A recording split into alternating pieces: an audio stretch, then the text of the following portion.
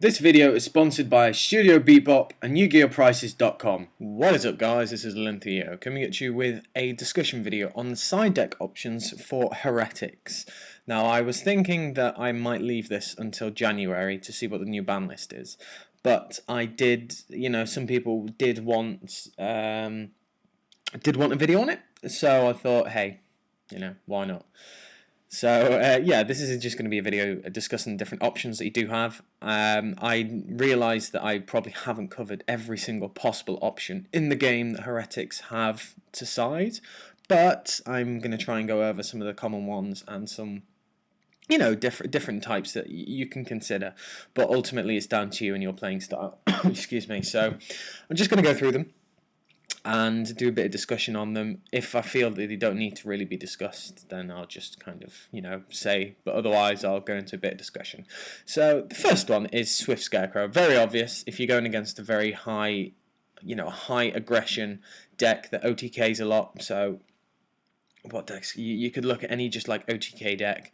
It could be like heroes. They can still OTK. So just different things like that. Swift Scarecrow is quite nice, and it's good just to sit on there as well. Let your opponent build up their resources, go all out, and then you can excuse me, drop the Swift Scarecrow. Then you can go off and kill them. So that's quite a nice one to have. Then we have Effect Veiler. Effect Veiler is kind of pretty self-explanatory. I think Effect Veiler's fallen out of focus and favour with a lot of Yu-Gi-Oh players recently who have opted for the more Fiendish Chain or Breakthrough Skills, and it's just not as good currently, but I think it is still going to be good. I still think it's a viable card to main deck or side, so that's kind of it. Same with Maxi. Maxi is obviously the more predominant hand trap currently. I do believe that this card should be main deck material. It should always be main decked, in my opinion, depending on the format. Format currently is still dragons, so you need to kind of put at least 2 in there, I think. Feel free to put 3 in if you're really scared of that matchup, if you're in a big event where there are all dragons, but I think this should be at least sided, if not mained. Then we have an interesting one, Morphing Jar 2. If you don't know what Morphing Jar 2 does, it says shuffle all monsters on the field into the deck. Then each player reveals cards from the top of their deck until they reveal the same number of monsters that were shuffled into their main deck. Special summon all level 4 or lower monsters in face down defense position, and also send any other remaining cards to the grave. So this is kind of a card that because obviously the secondary effect doesn't actually benefit us in any way, shape or form unless you're running a level 4 build, because Heretics run 5s and 6s obviously, and this is kind of just set this card and just wait. You kind of need to you need to be very clever when you actually use this card. For example, Orpheum. This is a great card to use against Orpheum. And if they summon Orpheum, you're not really going to be able to summon anything. So this is where you go, okay, I'm going to set this card, and I imagine you're going to have some other traps, other back row and support. So it's good just to keep this. A lot of people don't expect Morphing Jar number 2.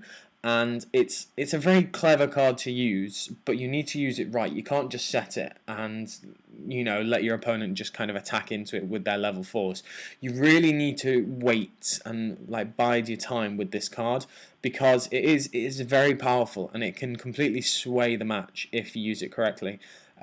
Some people don't really like it because that they feel they can still overlay into it in their next turn. But it does get rid of their resources quite heavily, so it is a very important card to have, and I think that it is quite an interesting one to choose, and definitely one for consideration. Next one is Flying Sea.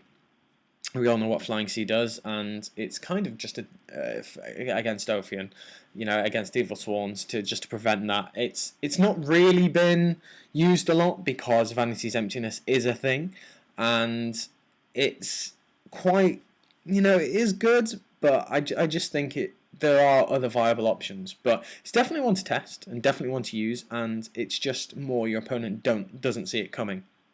So it is quite a nice one. Next one is Electric Virus. Again, self-explanatory. Machines or dragons. If machines or dragons are prominent in the format, use this. Don't forget that dragons, for example, don't really use Dragon XYZs, and that's what they mainly go into. So always consider what XYZs they actually use. Vampire Hunter, this is a new one. If you don't know what this is, it is Orphean Killer, basically. But it is level 4 Dark Warrior with 1600 attack and 1600 defense, and it states, at the start of the damage step, if this card battles a dark monster, destroy that monster. So it's very useful against Orphean. You know, just kill that card straight away and then hopefully try and go off if you need to, or, you know, kind of just kill it and wait, and hopefully they don't do anything next turn. But it is a good card to use because it's just on mini Catasta for darks, and yeah, I like the card. I think it's quite good. I'm glad they made it a super and not anything higher. I was kind of thinking they might make it a secret for some strange reason, but that's just me. So the next one. Next option you have is Tsukiyomi. We all know what Tsukiyomi does, and it is a great card. Really good for just flipping the Orphean face down, and then you can just carry on going off. So I think it is a great card. It does take up your normal summon, but it is still a good card, and, you know, you gotta love Tsukiyomi. Next one is Drago. Drago is a very nice card, and I think this card is just to prevent your... You know, if you're pushing for game and your opponent has, like, you know, your battle faders and your gores, everything like that in their hand, obviously you're not going to know unless you see them do that, but you can kind of get a sense when you actually play them, and you'll have probably seen it, obviously, in game 1, if they've got a gores, if they've got trags, you know, battle faders, so on and so forth, as I said. So this is a really good card because it stops your opponent's special summon light and dark targets. You really only should special summon this when you go into Atom. You know, it's the last Atom that you pull out. So this is the last card you pull out with Atom, or if you do have it in your hand, you can normal summon it if needs be. But it is good always to get it with Atom, kind of like your last Atom when you're going off. And it's really good. It's a really useful card. I do like it. It has saved me a lot of times where the opponent has had like a battle fader and, you know, they can't do anything with it. So this is a very important one to actually consider. Prime Material Dragon is a bit of an interesting one that I saw someone else using, only because if you run into Chainburn. Now, I don't know if I'd really side this card, but it is definitely an option for you, because the reason why I say that is because you normally will have Trap Stuns or Roll Decrees in there, and it doesn't really need to be a problem against Chainburn. So it's a nice card to have. It is a Dragon level 6, so it does have synergy with the deck. You know, you can do the special summon Tefnut and then tribute this for tribute this and then still get the effect. So it is quite a good card. It does have good synergy with Light Dragon 2/4/2000, but it might not be the best option, but it's something to definitely try out. Then we have Mataion, simply because Orpheon hate. You know, if you can't access the other cards, or if you just prefer Mataion, go for that. Then going on to the spells. So there's some of the monsters that you can use. Going on to the spells, we have Dimensional Fissure, sorry about that. Now, Dimensional Fissure is at 1, sad face, because this was sided at 3 for me. I always had this at 3, and this was predominantly, you know, when Murmurs are around and blah, blah, blah, blah, blah. But it's a good card for us just to have, and if you are scared of, you know, Murmurs or anything like that, just at least pop this in your side deck. It is a good card to have in your side, and it does hurt a lot of other decks. Doesn't hurt us at all, because when you're overlaying and going off and so on and so forth, you're going into XYZ, so it's not a problem at all. So it's to stop the Veilers, the Maxis, you know, all those rubbish cards that kind of stop us. It's great to have. Forbidden Chalice. Now, I like this card because it means when you run into things like Tragodia, someone did this at my regionals. I was playing against Hieratics, and unfortunately they didn't pull it off correctly, well, fully. Because I ended up drawing into a Tragodia, but basically I dropped Maxi and drew, and he went to attack for game. So he attacked, I dropped Tragodia, that was the first damage, dropped Tragodia, he then chaliced my Tragodia, and I was like, that's a good call, but unfortunately the last card he had special summoned, I drew into another Tragodia, so it didn't work. But in that instance, that's how you would use it, and it is a good idea, and it also means that you can get, it's basically a direct attack, because if you attack with Gaia, you get the 2/6 Pierce, because it obviously has 0 attack and defense. It's a really good card to consider, and yeah.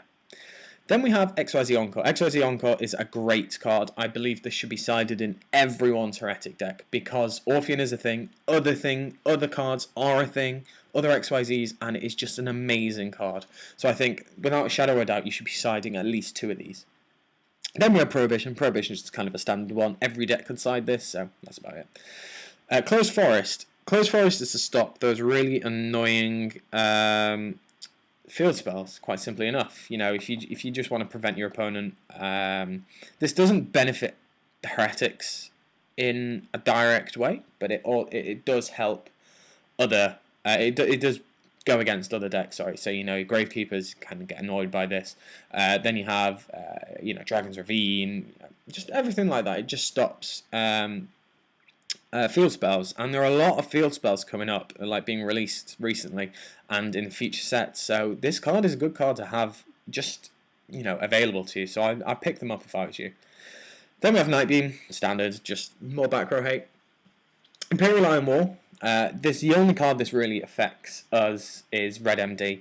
But other than that, Imperial Iron Wall, great card to use. Judge on the meta if you believe it should be used or not, but yeah, it's great. Roll Degree, standard. Don't really need to say much about that. I believe that this should be sided. Just full stop. Trapstuns, if you're not maining them, you should side them. You can either go with the Trapstuns or the Roll Decrees, or you can do both. You can do three Roll Decree and 2 Trapstun if you really want. Waboku, again, depending on what you're going up against and depending on the meta, Waboku might be useful or not. It's completely down to you. Rivalry is a great card, and it's just good to kind of control your opponent if they're trying to go off. Rivalry is quite a nice one to have. You have Shadow Imprisoning Mirror.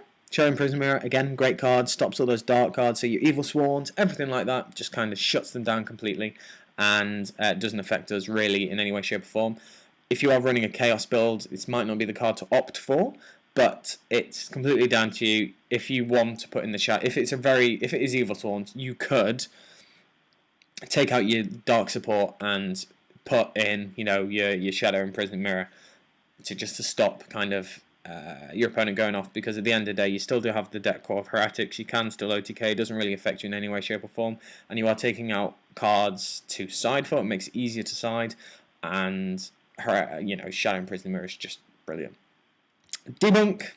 Don't really need to say much about that. It's a good card. Stygian Dirge is another cool card, depending on what you're going up against, depending on the meta. You know, reducing a level by 1 constantly is a very nice card to effect to have, and if you believe that it is useful, go for it. Dust Tornado, back row hate. And then Malevolent Catastrophe is also another back row hate card, which, you know, is quite good. It catches a lot of people off guard, but against heavy anti-meta decks, this card is great against. So that's it, guys. I hope you enjoyed the video. If you think I missed anything out or you want to get my opinion on a card, just let me know in the comment section down below. But I hope I, you know, covered a lot of cards for you to consider. There's, what, 27 cards there for you to consider.